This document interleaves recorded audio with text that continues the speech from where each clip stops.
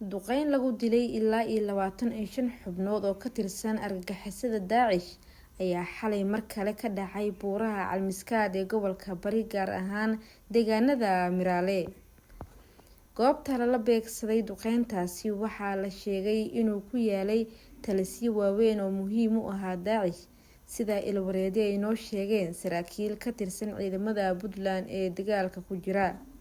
Sida lagu sheegay war rasmi ah oo ka soo baxay taliska howlgalka, duqeyntani ayaa lagu beegsaday xubno firxad ah oo isku soo aruursaday taliskaasi kuwaasi oo la aaminsan yahay in ay qorsheynayeen weerar iska caabin ah. Howlgalkan ayaa waxaa fuliyay saaxiibada caalamka kuwaasi oo si hagar la'aan ah ugu garab istaagay dadaalada Soomaaliya loogu cirib tirayo kooxda argagixisada. Duqeyntan ayaa qayb ka ah dagaalka ballaaran ee ka socda buuraleyda Calmiskaad ee gobolka Bari ee Puntland si meesha loogu saaro khatarta kooxdani ay ku hayaan amniga iyo xasiloonida dalka.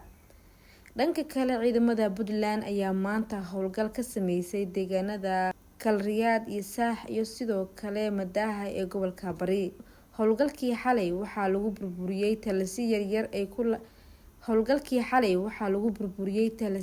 ay ku dhuumaaleysanayeen dagaalyahanada Daacish. Ciidamada ayaa la wareegay agabka kooxdaasi iyo sidoo kale ciidamada ayaa gacanta ku dhigay dameero ay raranayeen argagixisada kuwaasi oo loo adeegsanayay daabuleynta sahayda kooxdaas.